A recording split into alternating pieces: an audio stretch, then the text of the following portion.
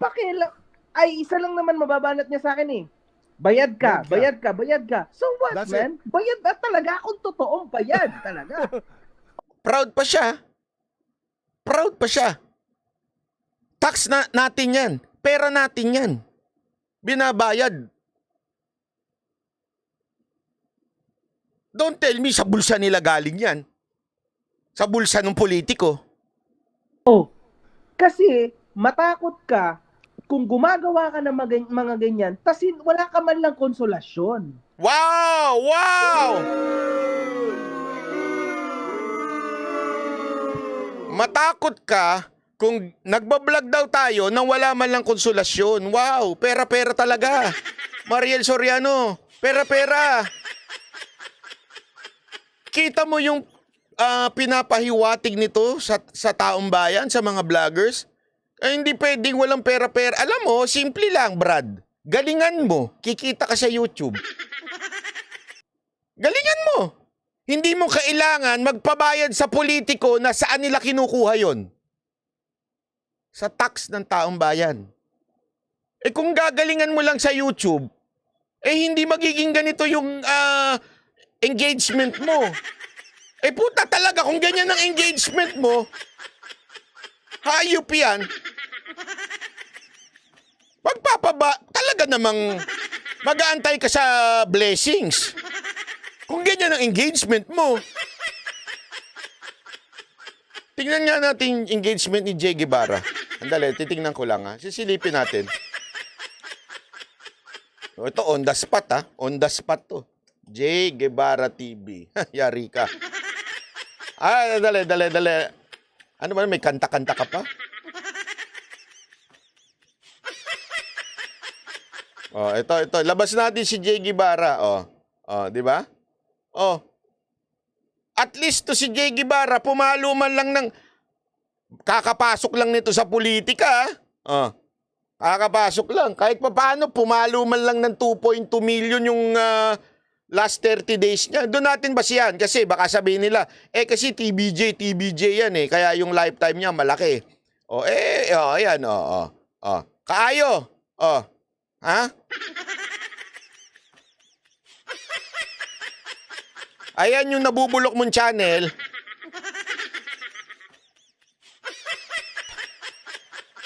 Subscriber pala nito, 25,000 lang. Ang lakas ng loob ng magpapansin sa Banateros. O sige, bigyan kita ng pagkakataon. O ito buti pa si Jay Guevara, umabot ng 270 subscriber eh.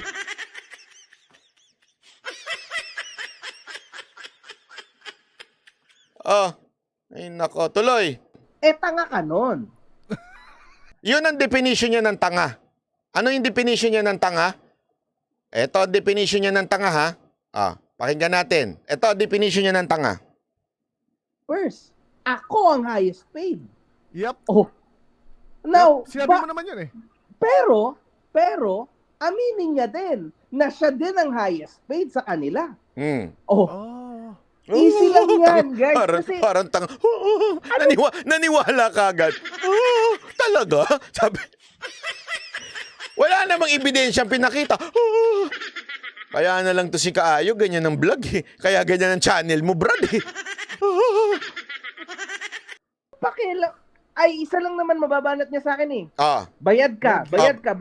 So what, That's man? Bayad na talaga akong totoong bayad talaga. Kasi matakot ka kung gumagawa ka ng mga ganyan, tas wala ka man lang konsolasyon. Tanga ka nun.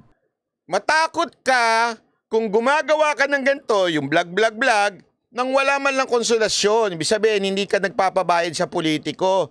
Tanga ka nun. Yun ang definition niya ng tanga. Pag hindi ka nagpabayad sa mga politiko.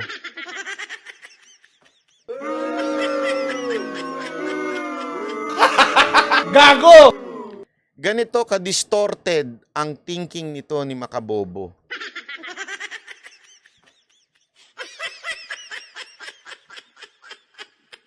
Can you even think about this? Ganito kakababaw na tao?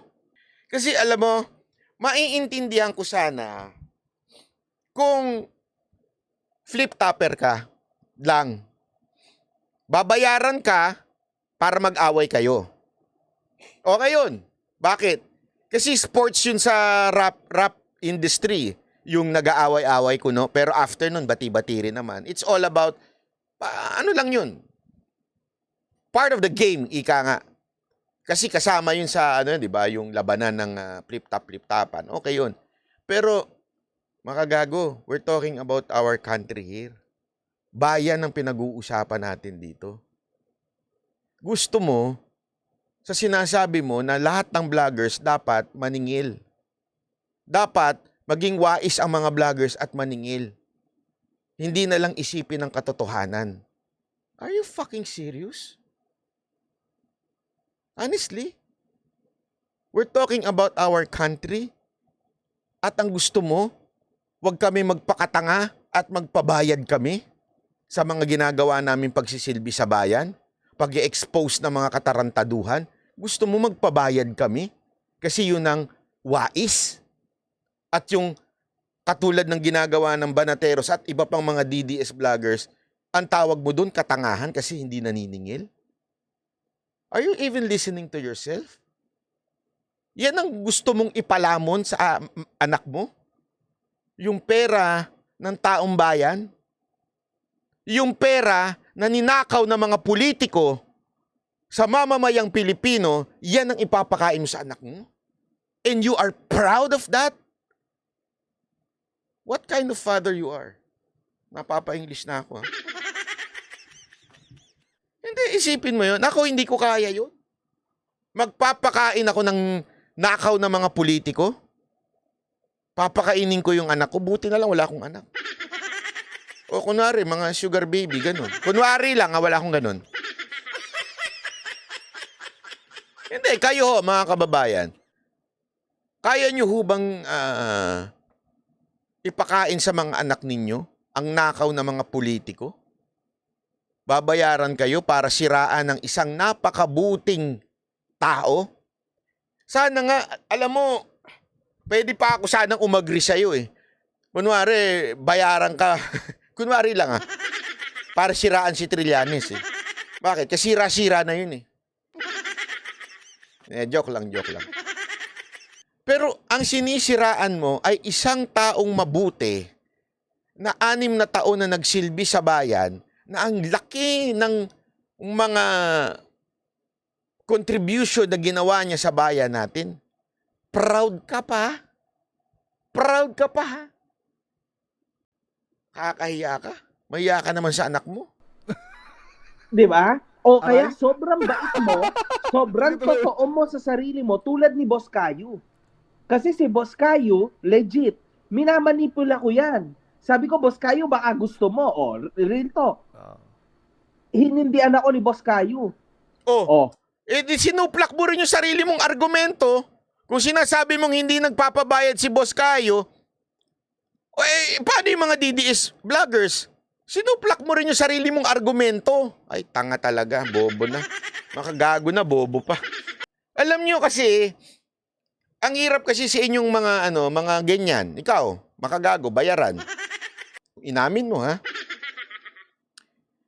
Ang problema kasi sa'yo, umaasa ka sa bayad ng politiko na yung mga politiko naman, ninakaw lang nila yung pera na yun. Yun ang totoo. Umaasa ka dun.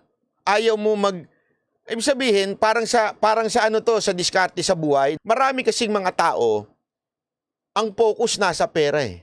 Ang focus yung love of money. Kaya sila pumapasok sa mga scam. Di ba? Bakit to? Wala silang pakialam kahit namang scam sila ng kapwa nila, kahit yung pinagpagura ng kapwa nila ay scamin nila. Ang tingin nila sa sarili nila nun, wais. Anong pinagkaiba mo sa scammer? Na ganun ang pananaw sa buhay. Wala akong pakialam. Basta importante sa akin, makamkam ko ang pera nila.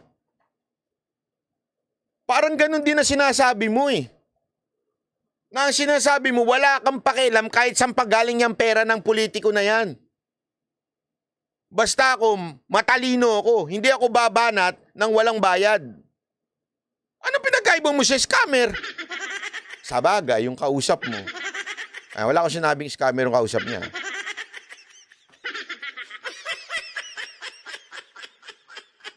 Diba?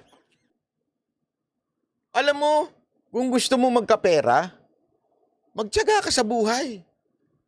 Yung malinis, yung maayos, mag-vlog ka. Pag may nanood sa'yo, kikita ka naman, may viewers ka. Ang problema, ang pangit mo mag-vlog. Wala kang utak. Paano Siyempre, importante sa YouTube yung retention eh. Paano tatapusin yung video mo? Walang kang ginawa kung hindi magmura. Walang sense yung video mo, walang logic. Sino ang kapang maaakit mo? Ay, mga jologs na katulad mo. Hindi, yung mga tambay. Kamusta kayo mga tambay na nabilib dito kay Makabobo? Sama-sama kayo. Subukan mo kayang gandaan yung vlog mo.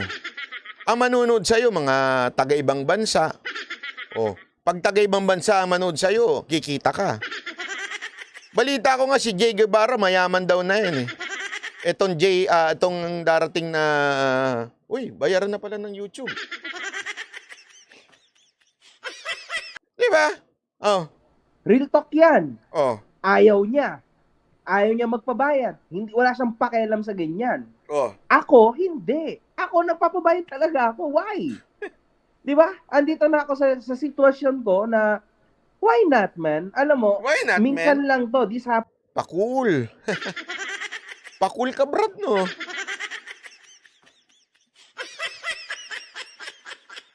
Pakul. Why not, man? Ang hilig pa nito yung naglalabas ng pera, di ba? Boss Randel, sina-challenge ata tayo ni Makagago. Ano, Boss Randel? Happens once in a lifetime. It's not gonna happen anymore. Eto na yon. Sabi niya, humingi daw ako ng let's say, ano yung sinabi niya regarding dun sa boss ko, nagpaano daw ako, nagpaisang tabi, di ba? Humingi daw ako ng sino ba yung boss na yun? Totoo yun! Siyempre, tanga ba siya? Siyempre, yung boss ko, hindi ko na lang itutuloy. But, clear. Hindi naman ako nagbibiro, hindi alangan.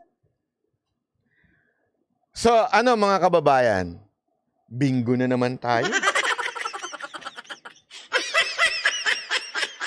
Bingo na naman tayo. Inamin niya na bayaran siya. Inamin din niya na nagpasintabi siya dun sa isang boss niya na against kay Marcos. Di ba sinabi ko yan? Na nagpaalam siya dun sa boss niyang anti-Marcos kasi pro Duterte na anti-Marcos kasi babanatan niya si Duterte. Di ba sinabi ko yan? Ano sabi niya? Oo, totoo. Sabi ko siya, alam nyo, hindi ako magsasabi sa inyo ng kasinungalingan. Sasabihin ko sa inyo, ang dami nating alam sa mga hindot na to. So, nagtotoo. Nagpasintabi siya dun sa boss niya. Tinuro niya pa. Sino yun? Bahala na kayo. Alangan naman na magsinungaling ako sa sarili ko. Why? Tulad niyan, sinasabi ko, nagpo-promote ako ng online sugal. Anong gagawin ko, man? That's the reality of things. Alangan sabi ko, hindi. Come on, man. Ano ba yan? Bakit tumatawa si Kayo? Ano nakakatuwa dun? Sabi ni Jay Guevara TV, wala, para lang pag-support. Hindi ko nga alam eh. Wala siyang, ano yung tinatawanan niya eh. Di ba? Nakakabubo. Alam mo yan din yung reaction ko nung una ko napanood to. Sabi ko, ganito na ba ang henerasyon natin ngayon? Ganito na ba ang mga influencer ngayon? Tapos sabi niya, Boss Kayo, wala kang alam sa politika. Halapa na tong putang inan to, Boss Kayo, wala siyang alam sa akin. Nakalimutan niya, mas nauna pa akong tumira sa politika kaysa sa kanya. Nakalimutan niya yon. I was 17 back then. Do Ano yung your kwento freaking mo? research, you stupido. Kasi tinitira ko si Noynoy Aquino at muntik na makuha yung passport ko. Ako yung pinakaunang Oo, vlogger. kinuwento mo nga pala. Ako yung pinakaunang vlogger na nagkandaleche-leche dahil sa political vlog. Ako yon. Oo. Yun sa passport. Dito, nilaglag na naman niya sarili niya.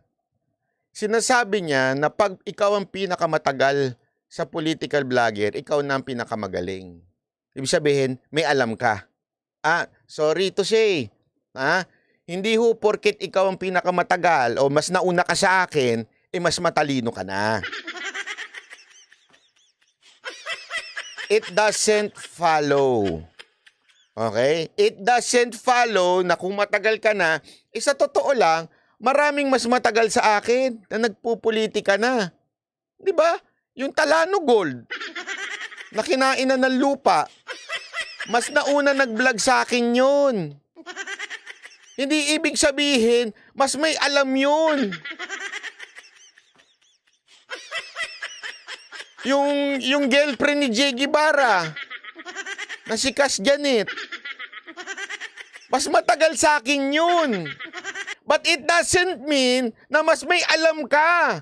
Dito pa lang, napapaghalataan na yung level ng utak mo. Hindi porket mas matagal. Wala nga yan sa pangalan, wala yan sa diploma, wala yan sa kung attorney ka. Ang daming attorney dyan, bobo eh. Yung barkada nito ni Kaayo, di ba? Ang dami-dami ho dyan. Walang kwenta even if mas nauna na. It doesn't follow na mas matalino ka pag nauna ka sa politika. Pero, may na-discover tayo dito. Dati daw, kinontra niya si Pinoy, muntik na nagka-leche-leche yung passport niya or something like that. Now, I know kung bakit sip-sip ka sa nakaupong administrasyon ngayon.